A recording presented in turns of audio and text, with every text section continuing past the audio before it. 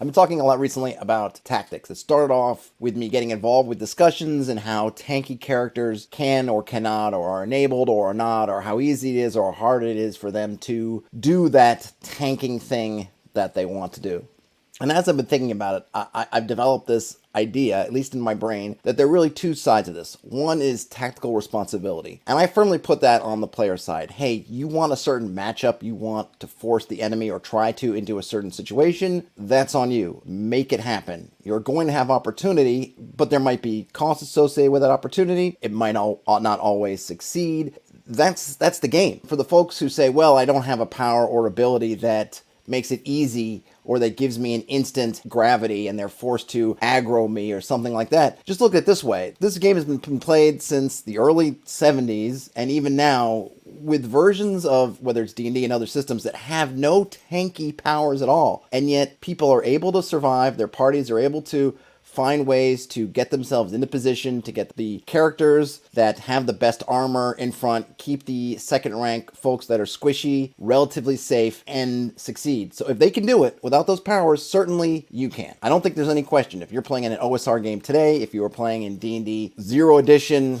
AD&D 2nd edition, 3rd edition, I think, 4th edition, I think is where they started to put in sort of tanky stuff, and there may be some sort of pseudo tank kind of powers. I'm not up on all the builds, so I don't know. Not to mention all the other games just don't have it. I don't know if you're playing RuneQuest, if you're playing something else, Harn, if you're playing any number of other systems, fantasy GURPS. This is a problem that everyone playing fantasy games had to deal with. You have players who are equipped to take damage, and you have players who are ill-equipped to take damage, or their characters anyway, and figuring out how to make different configurations work to the benefit of your party and avoiding having your enemy able to get to your soft underbelly. That's been an ongoing issue with parties since time immemorial. You don't need powers to figure that out. In my opinion, you can do it. Can powers help you? Can powers give you extra tools? Sure, but take away those powers, there are still things you can do. This is not a new problem. It's a problem you can deal with. But there's the other element of this, the other side of this, which I would say is tactical authority, is what I'm calling it at the moment. So first we have tactical responsibility, and as I said, I put that firmly on the player's shoulders. Make it happen. And by the way, if your GM is literally doing things that make it impossible for you for whatever reason to make it happen, I think it's time to have a discussion with them. I don't think you legislate it through giving me abilities as a player. It's, hey GM, I need to talk to you because we're trying to make things happen and it's not making sense to us, or it doesn't seem to fit the context how these things aren't at least having some outcomes, different outcomes sometimes. But now on the, what I'm going to call tactical authority side of it, is where the GM needs to be able, needs to allow, needs to give the party the space and time to make those decisions. Earlier in a couple of shorts, I was talking about in the wilderness, you are theoretically going to have more space in between you and some kind of antagonist, opponent, creature or creatures,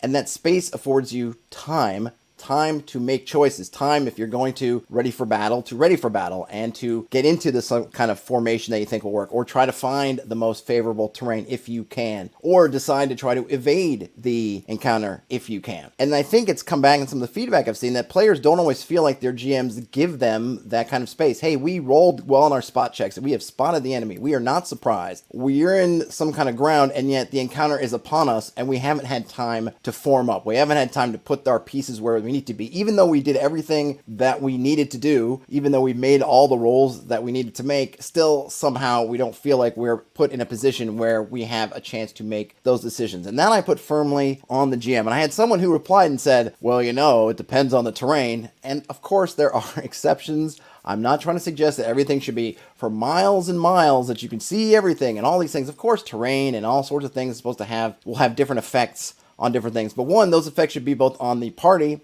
and on those antagonists. If we're in some kind of high brush and you can't see anything and movement is slow, things are now at very short range, but that should apply to our enemies. Our enemies shouldn't all be perfectly adapted to that. If there are bandits that are also in this deep brush, then they should be just as slow, just as hard to see things. And so relatively speaking, we still should have, if we do our spot checks, we spot them, we see them, all the stuff, relatively speaking, we should still have some distance and time to figure things out, even if because of the terrain, it's not miles, it's feet, that should still be there. Right? And if you're a GM and you're always making exceptions for the terrain, then I think something else is going on. You have to ask yourself, why am I making all the terrain exceptional in this regard? It might be because you're trying to overcompensate for other aspects. Well, I want to challenge the party and they've got a ranger with 300 in spot, so I can never hide on them. So I'm always going to make the terrain super difficult. I'm always going to make it so they're always surprised. There are other issues at play, and you're overcompensating. Are you giving, as a GM, are you giving your party tactical authority? And what I'm saying is that they have the space and the time to make decisions. There are always going to be exceptions when they get surprised, different circumstances. Of course, context, what's happening in the fiction is always going to trump anything else. But they should, if everything's going according to Hoyle, if all their plans are working, they're making all their rolls, they're doing all the right things, they should have some of that. And if they're not having that, if I'm a player, and I said this in one of my shorts, if I'm a player and I'm not getting this, I'm coming in and okay, we had our Overwatch. Overwatch rolled well. We were told, yeah, you successfully did everything. Okay, great. Oh, you spot the enemy. Great job on your spot roll or whatever observation check. All right, this or that. Where are they? They're 30 feet away running downhill at us. I'm going to say,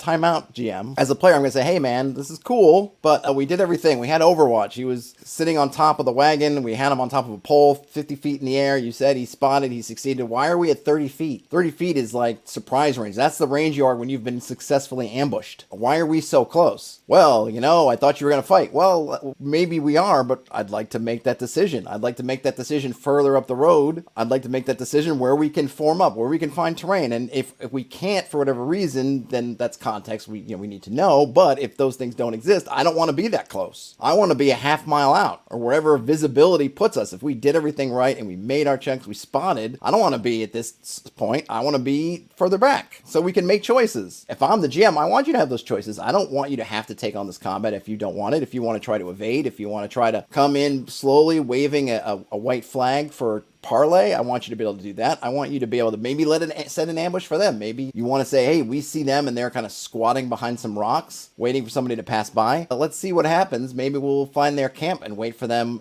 when they decide to take off for the night, and we'll talk to them there under some different conditions. Who knows? That's part of the game, right? Are these kind of puzzly things that are in these fictional worlds, and the party gets to determine, looking out and seeing what they can see to do that. If you're just running them into the encounter, then think about why you're doing that. Now, they may want to fight. Somebody respond and say, well, the barbarian just wants to charge in anyway. Well, that may be, but you're making the choice for them, because if you put them at 30 feet, of course the barbarian's going to charge. What else is there? I mean, it's on. You're rolling initiative 30 feet away, bandits. You're a barbarian. Your whole deal is charging. That is what you're put on this fictional planet to do. So of course you're going to do that. I mean, you've kind of forced their hand. Maybe if it was 120 feet away, then maybe before that guy starts charging, you might say, whoa, wait a minute. We got some opportunity here. Let's look at this. We could maybe zigzag around them. We could maybe do something else. You have options. But if you're just setting them up in essentially melee range, you are significantly reducing their tactical authority. Now, I don't know what the answer is. I think there's a lot of this in terms of what games you're playing, what games you've played, what your experiences are, where you've come from. A lot of folks will say, hey, it's the MMO mentality. In MMOs, a lot of times you'll just have abilities and you're just hitting a button and you're firing off the ability, and the ability has an aggro value attached to it. So you have tanky characters that have high aggro abilities, and once you get this aggro, then the enemies just attack you, and then other folks can do other things. And maybe there's that expectation. I don't know. I certainly think in something like 5th edition, there is a tendency to look and say, what are my powers? What are these things that say they grant aggro or they make enemies attack you? You're looking at that. I know, coming back from growing up and playing this in the 80s, there were no such powers. You're playing a modern OSR, NSR. Really, I think most fantasy games outside of D&D and maybe Pathfinder probably don't have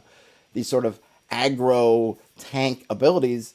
You got to make it work through kind of old-fashioned stuff, positioning, demonstrating threat, aggressiveness, all these things that you can try to do to either get enemies to attack you or put your party in positions through maneuver to prevent them from being attacked. You have all those tools. I don't have an answer for this, but as a GM, there are certain things I can do, and then I have to rely on players to do other things. I can't make them form up if they don't do it. If round one of the combat, and because the fighter's not in front, they just go, oh, well, I guess I'm not going to tank this, that's on them. If there's opportunities for them to work and they don't take advantage of them, I'm fully on, hey, players, that's on you. Figure it out. That's part of the puzzle. Oh, I'm in this situation. How do I turn it best to my advantage, and how do I avoid giving the opponent their best advantage? But I have to give those opportunities. I have to make those situations so that there are possibilities, especially if the players are doing everything they're supposed to do. There are times when they're going to get surprised, and surprise is like death. It's just on top of you. And yes, if you get surprised, your choices are going to be constricted. Hey, the name of the game is don't get surprised. I don't have anything else to tell you. However, if they're not surprised, all this stuff, and they're still feeling like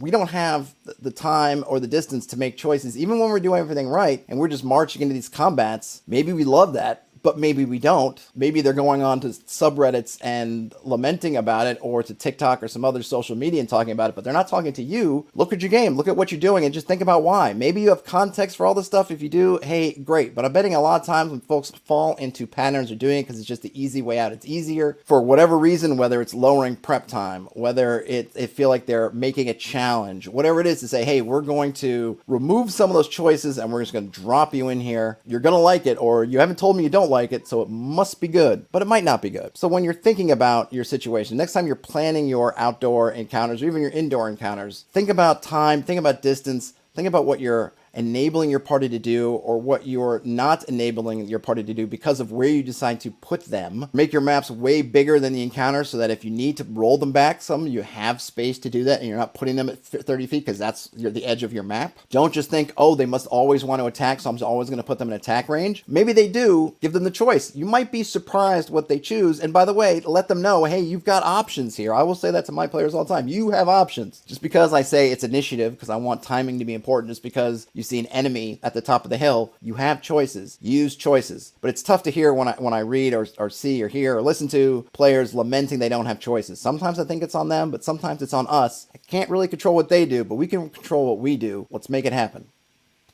Game on. Talk to you later.